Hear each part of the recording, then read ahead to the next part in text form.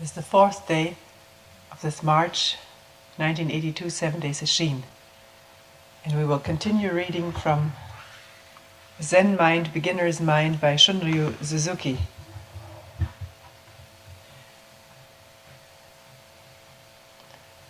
Let me just briefly say that whatever books are used to read from and comment upon aren't necessarily endorsed, or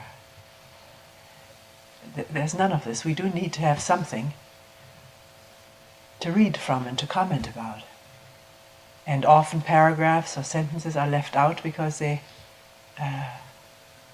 could be confusing to the way that we work here. Sometimes they're left in so that we can comment on it. But this is not establishing a reading list or any such thing.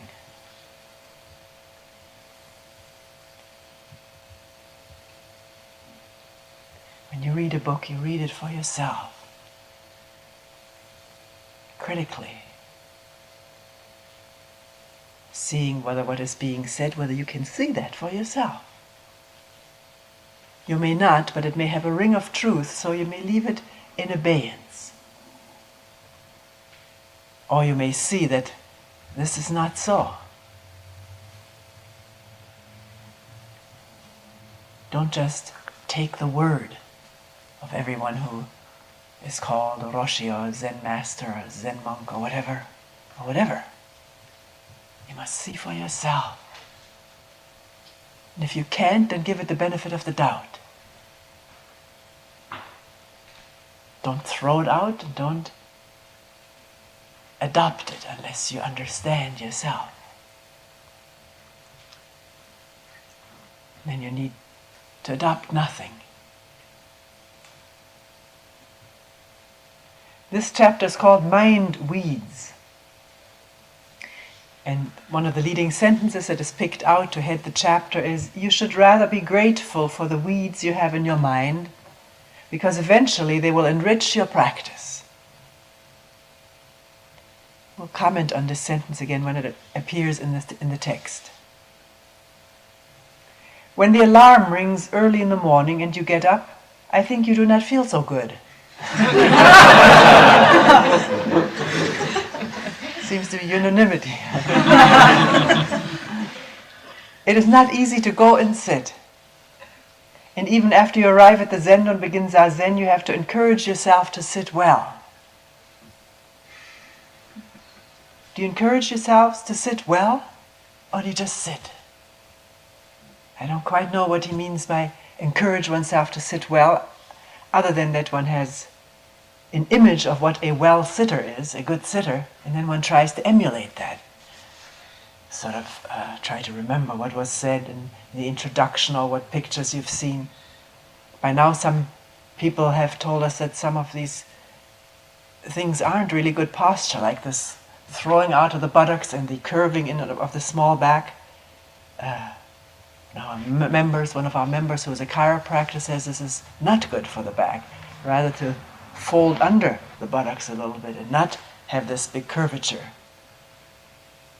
Same thing, to look straight ahead first, so that your head is straight and your line of vision is parallel to the floor. We found most people sit with their head slightly tilted. We don't pull the heads up anymore. Actually, I once saw a picture in a Tibetan book of a Tibetan yogi sitting, and his head was way down, the chin was touching here, these bones. So there's by no means any agreement about what is the right posture. Must find this for oneself too. And one may find that posture is very much in harmony with the state of the mind, when there's airiness and an emptiness and clarity in the mind, that the back has a way of straightening itself. And it slumps under other conditions. But just to come and sit when one doesn't want to do, when one wants to do anything else, That alone is, well, we'll talk about effort later. Or maybe one can put it this way, I need to encourage myself. I don't like these dualistic ways of putting it. I encourage myself. I just sit in the midst of resistance. Because the resistance is me. It's resistance sitting down. What is it?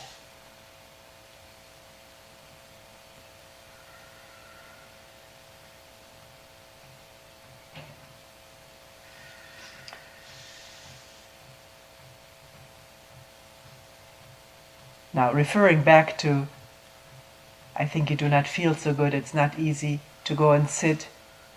You have to encourage yourself to sit well. Suzuki then continues, these are just waves of your mind. Thought processes. In pure Zazen, there should not be any waves in your mind. Should? Pure Zazen? So easy to, when one reads this, then there comes a goal or a standard. How pure is my Zazen? Not very pure at all. So I'm way off. What do I do to get to this pure Zazen, which maybe 10% in here have? Or 20, I don't know. Maybe I'll look a little bit how people sit. Do they sit purely? I can't really tell.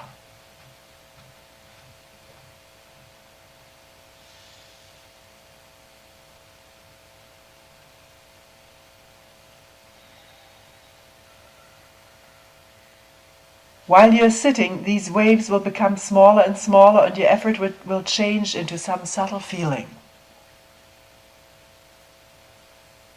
If there are not too many shoulds to start out with,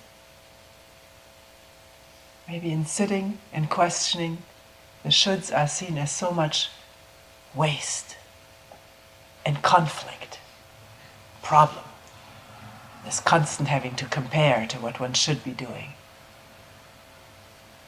It's extra, so can one drop it and just sit and question or look? Attend. Not because I should attend, because I need to. I understand how foolish I live when I'm totally inattentive, absorbed, absent-minded.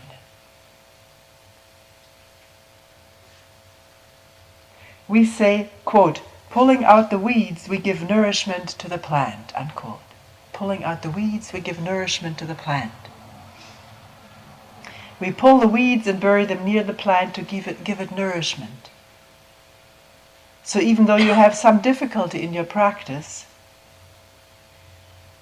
even though you have some waves while you're sitting, those waves themselves will help you.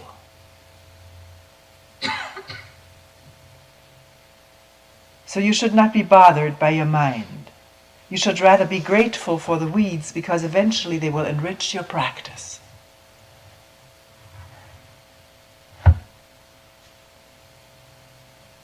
It's a very nice metaphor. You pull out the weeds and then you bury them right around the plant. You work them in. They decay and then they give off nourishment. Weeds is all that comes up in the mind and in the body. Wants and fears and comparisons, hopes, beliefs, superstitions, anger, resentment, you name it. Or rather, don't name it when it comes up. Do you pull it out? Is that appropriate metaphor? We used to vow, I will uproot something or other. Passions. Have you ever uprooted a passion?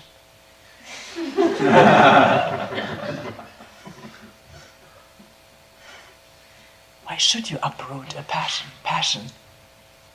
Passion means intensity of feeling. Because usually in the language of ascetics, passion refers often quite narrowly to sexuality. And often this is zeroed in to uproot or to control sexuality.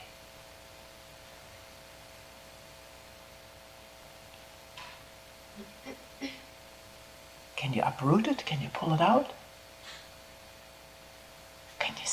Can you look into it like we talked the other day? When there's hunger, do you stick with the hunger and allow it to come up and be with it? What is it really? I've never paid attention to hunger. All I do is imagine food. Same with sexual feelings when they come up. What is it really that's going on? Directly be with it, rather than imagine men or women with whom you're in bed or whatever. You're not in bed with them right now. When that is the case, then are you right with it or you think of somebody else?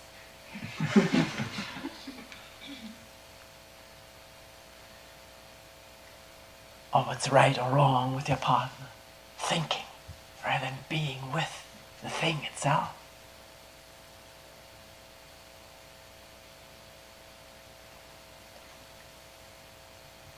So this pulling up is rather an intense being with it, awareness of it.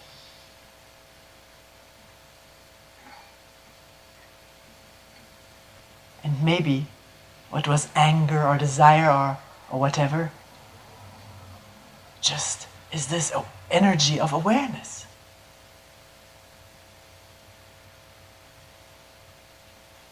It fades away, and it's just awareness.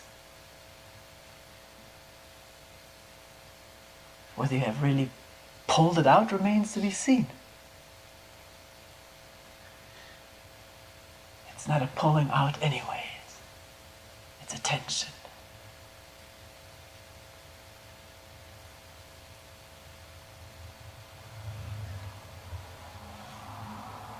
So anger, does it give nourishment to the practice?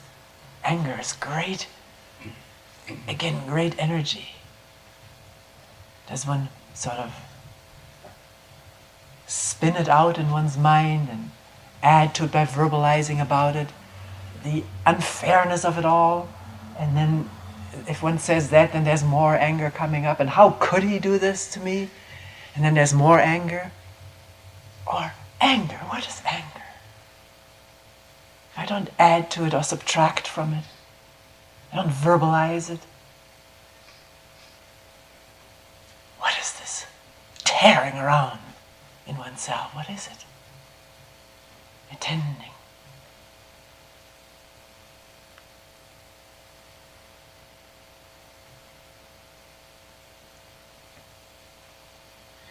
And great attention is deep work, deep zazen work.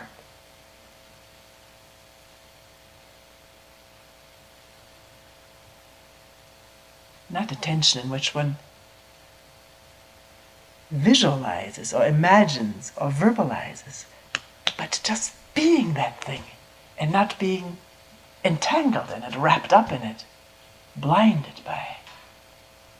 So there's no awareness.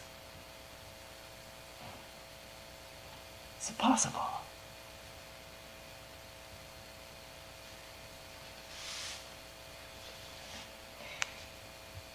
You should rather be grateful for the weeds because eventually they will enrich your practice.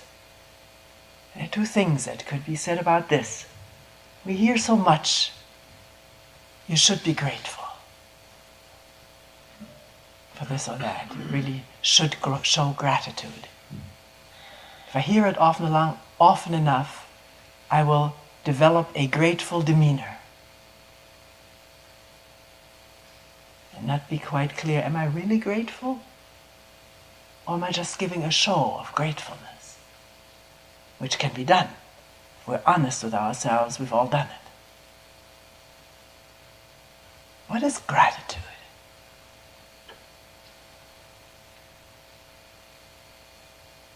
It's thinking about something, isn't it?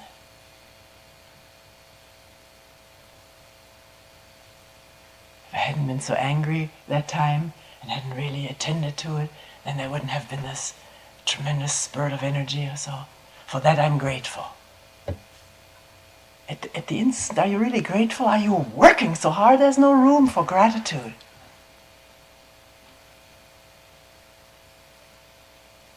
And if awareness spreads and embraces, there's a feeling of love, which is that gratitude. Gratitude is always still me and what I'm grateful to. There's always a two-ness. Me and the person I ought to be grateful for. And also that person ought to be grateful to me for what I did for her or him. It always goes into the reverse too.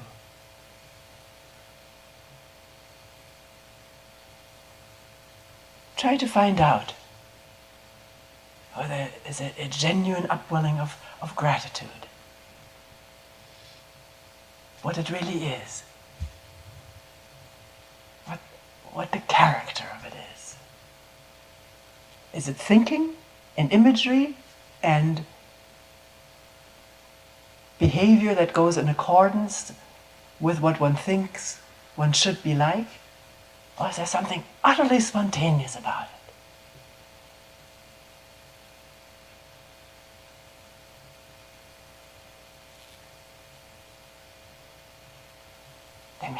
There is maybe.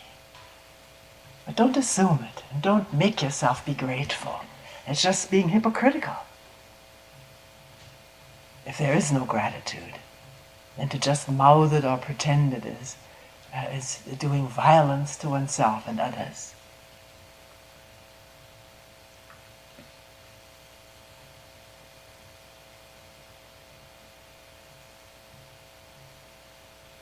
Somebody does something for you, quite unselfishly, and you put your arms around the person and say, thanks a lot. That's it. I'm grateful to him or her. There's something extra, is there? Because you may report to somebody else and then you use words.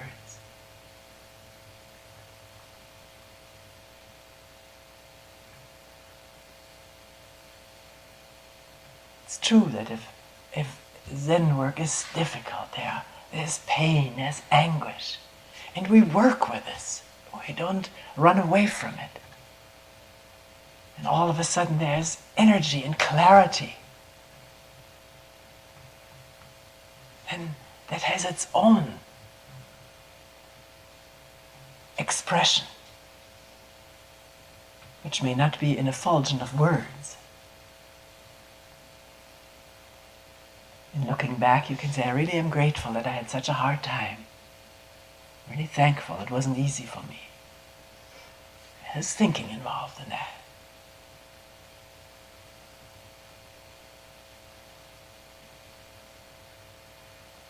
You should be rather grateful for the weeds because eventually they will enrich your practice. Again, here's thinking, isn't there? Today, let me be grateful for this because eventually it may do something for me. There's a sort of putting your money in the bank for the interest you will earn eventually. And the interest rate may go down.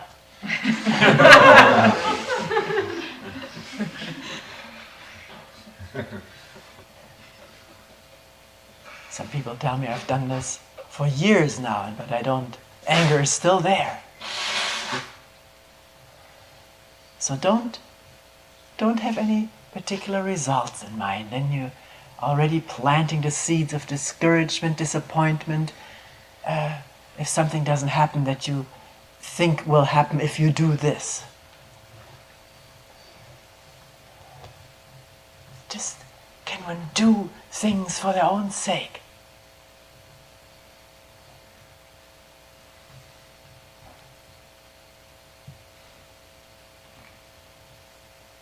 Look at anger or jealousy, because it just poisons your life. That is not said as a value judgment. It's a fact, isn't it? must look at it. I must see what this is all about. Look it right straight in the face, directly. Be that. Allow it to be there, without judgment, but with great awareness.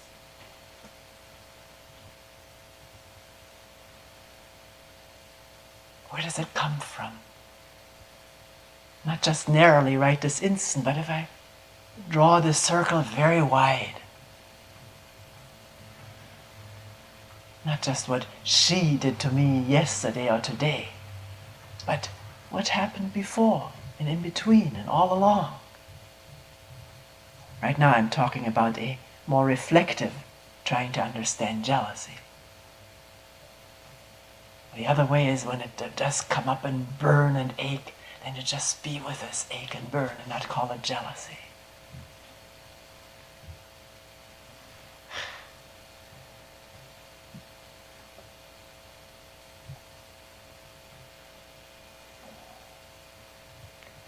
Suzuki continues, if you have some experience of how the weeds in your mind change into mental nourishment, your practice will make remarkable progress. Progress in what sense? From here to there? Measuring? Comparing? I wouldn't compare my practice with other people's practice. Or it fluctuates. Of course, we could say today I'm working differently than I did 15 years ago. It's in retrospect, and it's again engaging the thinking mechanism. Can you say that 15 years from now I will have made progress? I don't know. This whole thing is not what we think it is, a going from here to there someplace. It's always here.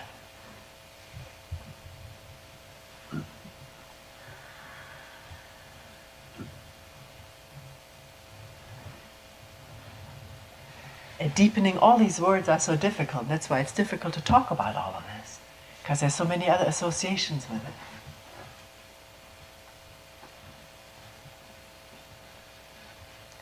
He continues, you will feel the progress.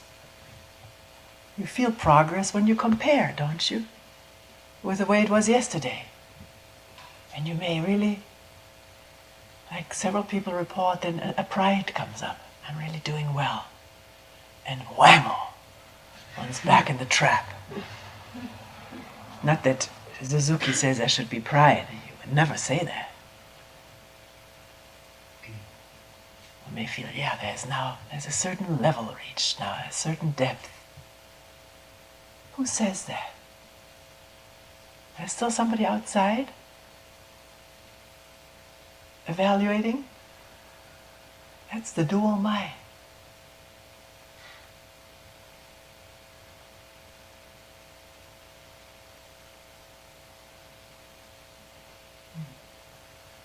You will feel how they change into self-nourishment. Well, see whether you do, whether it's so that if one really doesn't move away from difficulty, whether all of a sudden there's a new power or energy to the work. Because one hasn't escaped and wasted energy in escaping.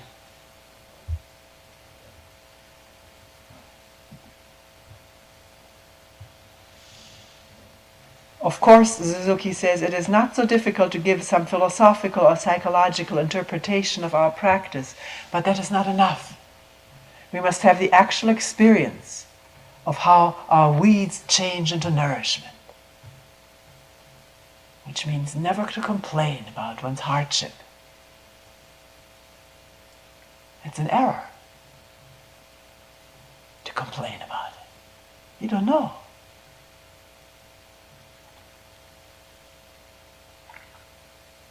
What this hardship is when you don't call it hardship. When you don't fight it or resist it, or try to push it out of the way, or overcome it. Then it is always the me in action and the me in conflict with itself. Because the hardship is also the me. the me who wants to overcome hardship, and the hardship itself are one and the same thing.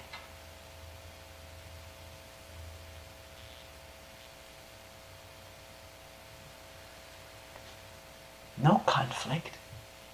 There's no me that wants or doesn't want. And no me, then there's tremendous energy. And nobody has banished it. There was just no conflict. There was just whatever there was, difficulty, pain. And one didn't run away from it. One was just that. Not two. Just that. Not knowing.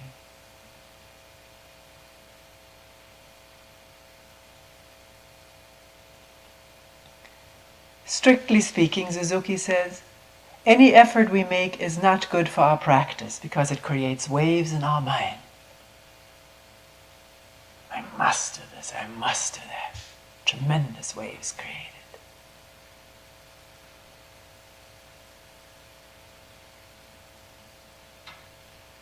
Plus the future waves of discouragement when one finds one is not able to do what one has set out to do.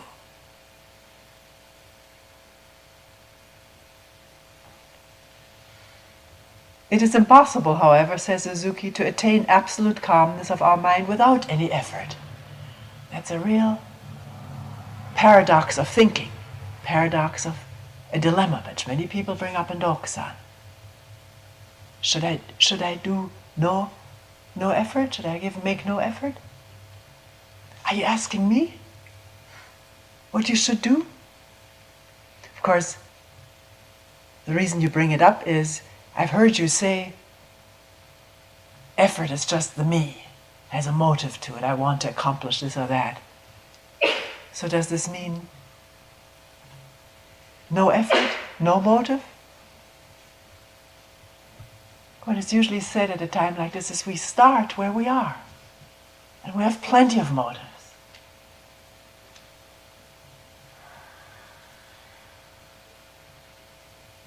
But can there be no visualization of a goal? Just working away at this questioning or looking or not knowing.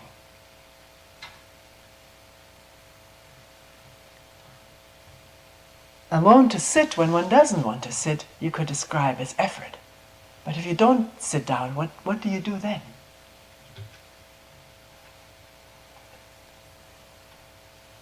Because you may relax, watch television, and not much effort in that. There's tremendous momentum behind all our habits, behind our sloth. We are very slothful and inert. It has a tremendous power to it, not wanting to move, to budge, just stay put.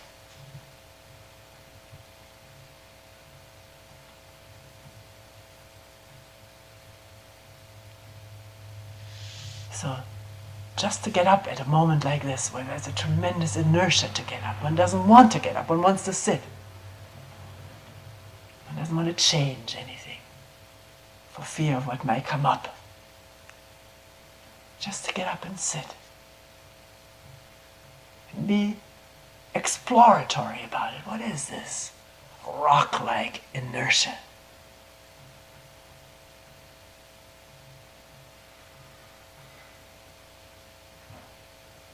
I want to know. I want to find out. I want to be in touch with it directly.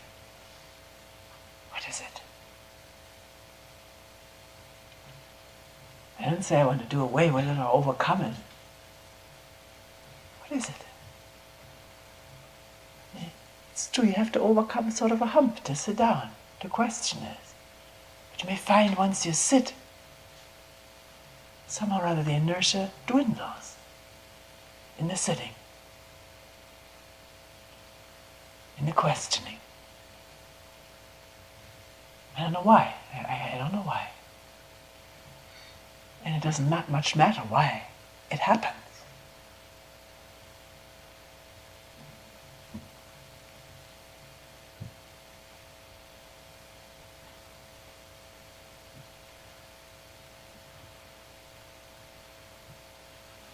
is impossible to attain absolute calmness of our mind without any effort. Even moving around, walking or so, unless one really can walk motionlessly and with a mind that is still and calm, anything but sitting is less conducive to quiet seeing, quiet attending. Although it's by no means impossible, because once the mind is open, it attends. Even though it closes up at times when something very habitually upsetting comes up.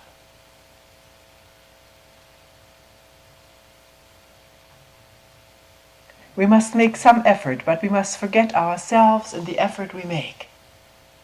We must make some effort, but we must forget ourselves in the effort we make. I'd rather put it in a question form. Can one forget oneself? If you say, I must, then you're going to battle against that self-consciousness. It's again the me battling the me. I must. Can you? Is it possible to live unself-consciously and yet aware, without just seeing oneself in terms of this image or that image? I'm good, I'm bad. Just attending to the way we are. Walking, talking, arguing, or listening.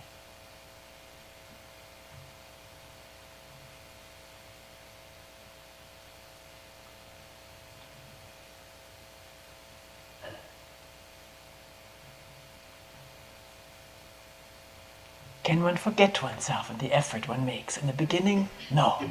There's a very self-conscious effort. I don't know anybody who has started Zazen without it. And yet, as one works and questions, one questions that very self-centeredness. And like this little stream there, purifying itself and just in flowing, and rapidly flowing. Yesterday to today, it's so clear you can see every stone, the shape of it, the color of it. It's perfectly clear. Where did all the mud go?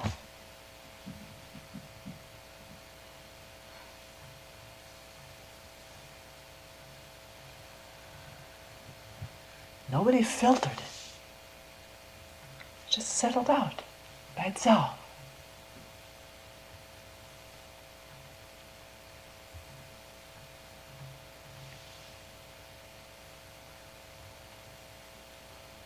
Forget ourselves in the effort we make.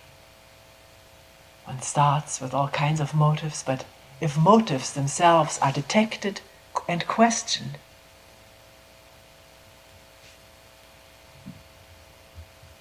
it may be the end of them. They're seen for the conflict they bring, the wastage, the dispersion of energy.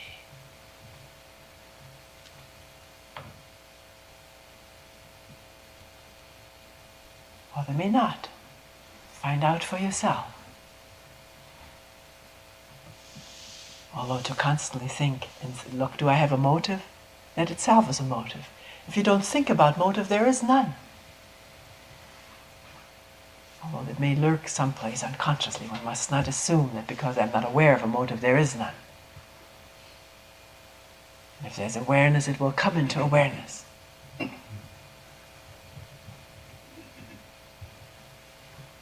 So it is necessary for us to encourage ourselves and to make an effort up to the last moment when all effort disappears. This disappearance of effort is a miraculous thing, and one cannot explain how it happens, that all of a sudden things move on their own.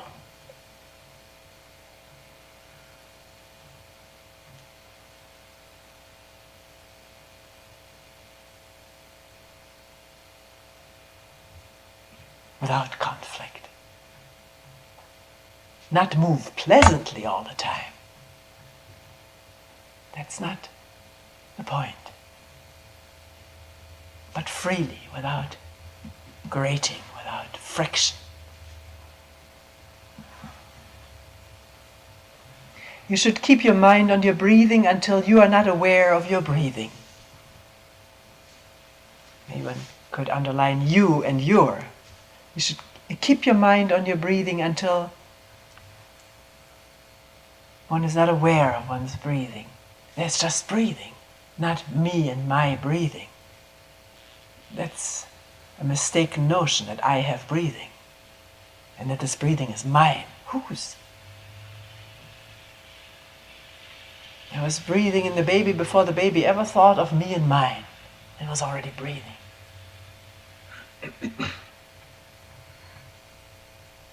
The notion of my body and my breath comes much later. And it's not necessary at all. The breathing goes on, thank goodness. Without that. This is why people who work on the breathing are asked, can one just not know what this is that's going on there? And attend to it with an innocent mind that doesn't know. And there may be moments where there's just that and no one there to check on it and no one there to own it, and yet awareness. The awareness in the breathing not being two. Or the awareness, the breathing and the pain in the knees not being three. These aching knees are also breathing. They're also that. There's no division there. It's all one.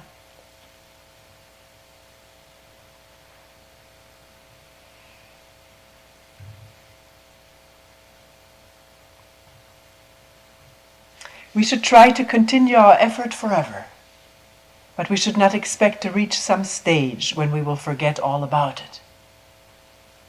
It's very similar to what we just said.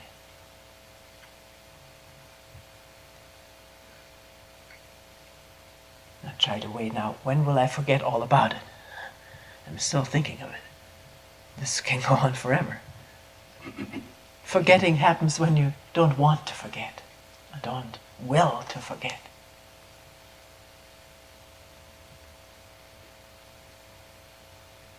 When wanting is being questioned, this momentum, this habitual force of wanting is questioned. The moo or who or what is it are just questioned. We should just try to keep our mind on our breathing. That's our actual practice. You see that in this particular school, this is the practice. So one doesn't necessarily have to regard this as a stepping stone. Although people who have done experiencing of the breathing for a long time and may move on to shikantaza say it's much more difficult just to sit without the mind focusing on anything.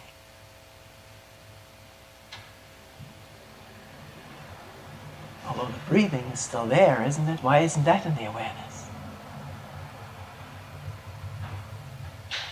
Because one is, as one person said it, entertaining oneself with thinking. Or just captivated by it.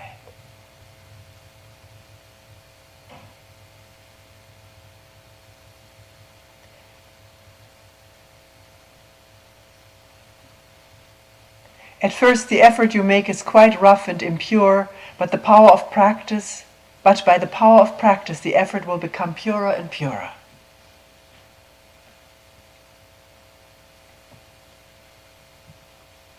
Only if the motives are seen. You can talk yourself into being purer and purer. And then it's just an image. Be very careful with that. Just to say over 10 years my practice must purify or has purified, this could be a sheer assumption. Purity means no me in there.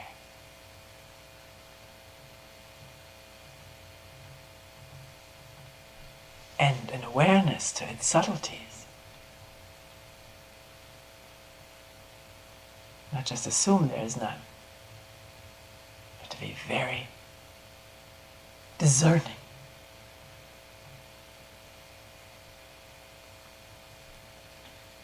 When your effort becomes pure, body and mind become pure. There's this thing that was mentioned before. Sometimes the posture will straighten and become airy and light and open because the mind is airy and light and open. Not resisting, not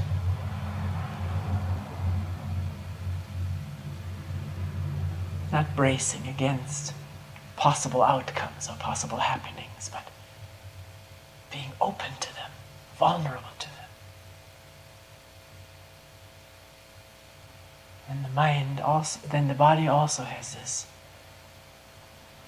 flexibility and vulnerability. Like a delicate flower is very vulnerable.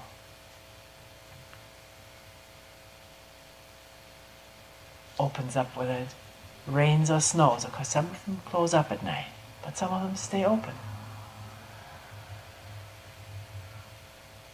It's amazing what some of these plants, these tulips and crocus can take. We had a bunch of them at home. They'd already opened up, and then it snowed. They were completely covered. When the snow melted, they were still open.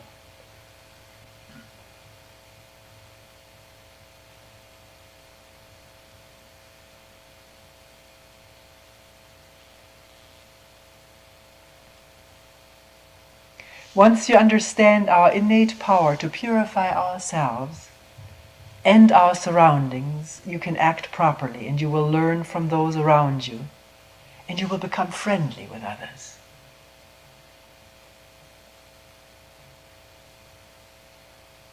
To purify ourselves and our surroundings is an interesting way of putting it. Because to the extent that selfishness or whatever is seen in oneself, there is no need to project it onto others. If you don't see it in yourself, you have a tremendous need to project it onto others.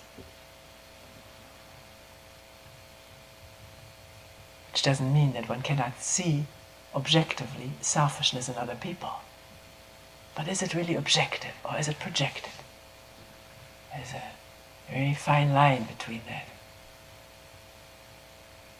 Is it really so, or do you assume it?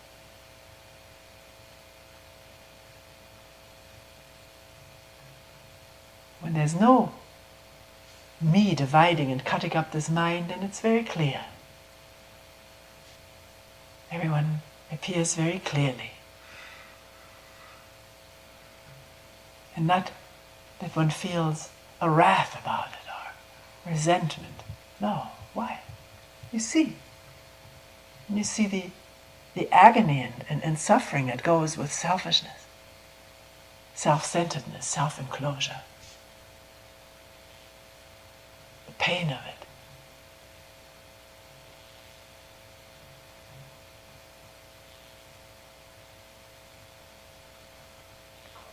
You will learn from those around you by listening.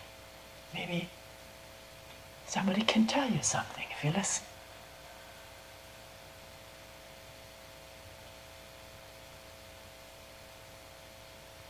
Not to have one's mind made up, but to be open to what somebody says. Let me look at it. Maybe it's so. Maybe it's not so. I'll look at it. I'll listen. And you will become friendly with others. I'm glad he mentioned that too. Friendly with the people who practice Zen. Your fellow participants in this venture? Is that how far it goes?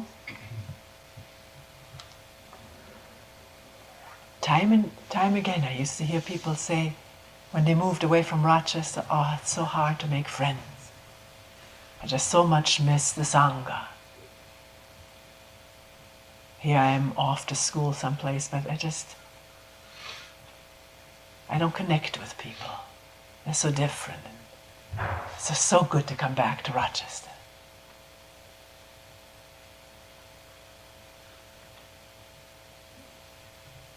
Who are these others?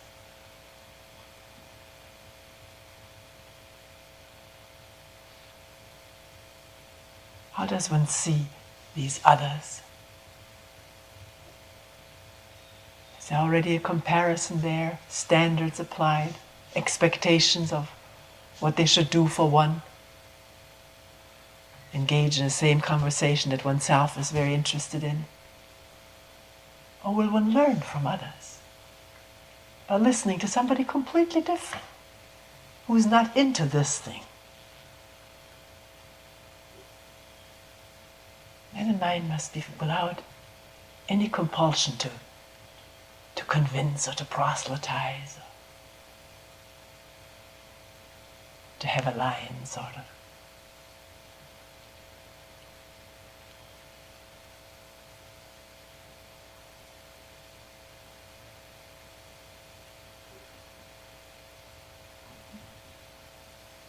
If there's great friendliness, feelings of friendship and love for people, you'll find many, many lovable people. And even if they're not lovable, you're going to reject them, not paying attention to them. They're you too.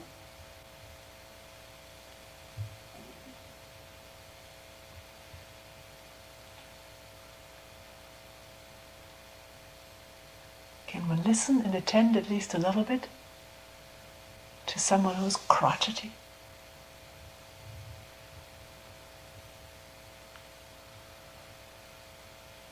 We do on the stage. We enjoy to go to the theater where we see all kinds of characters. Movies. There we really give this pretty impartial attention, because a good director will make it possible for you to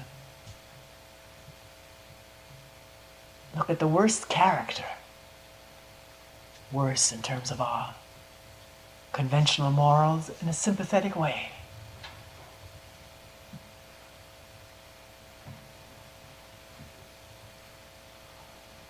Can we do the same thing if we're not set up in a movie, on a show?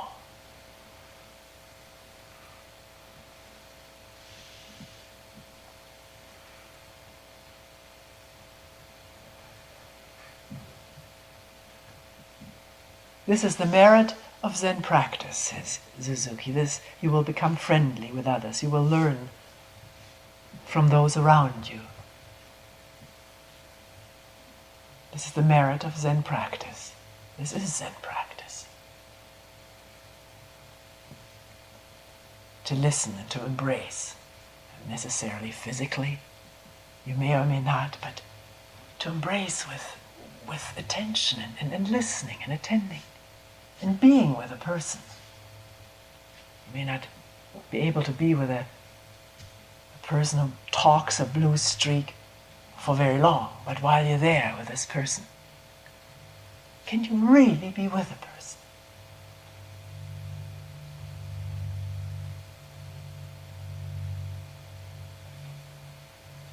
Only if you have no demands yourself for being heard or being attended to or being given a good time, that interferes. This is the merit of Zen practice. But the way of practice is just to be concentrated on your breathing with the right posture and with great pure effort. This is how we practice Zen. Are you concentrated on your breathing, or is there tension? Attention which takes in much more. Like, listen.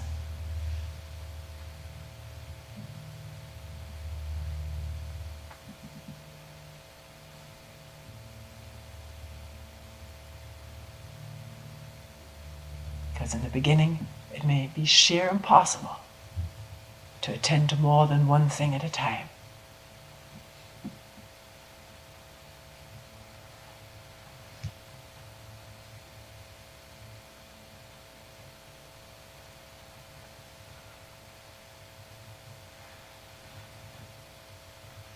Or is it? If there are no words, no ideas,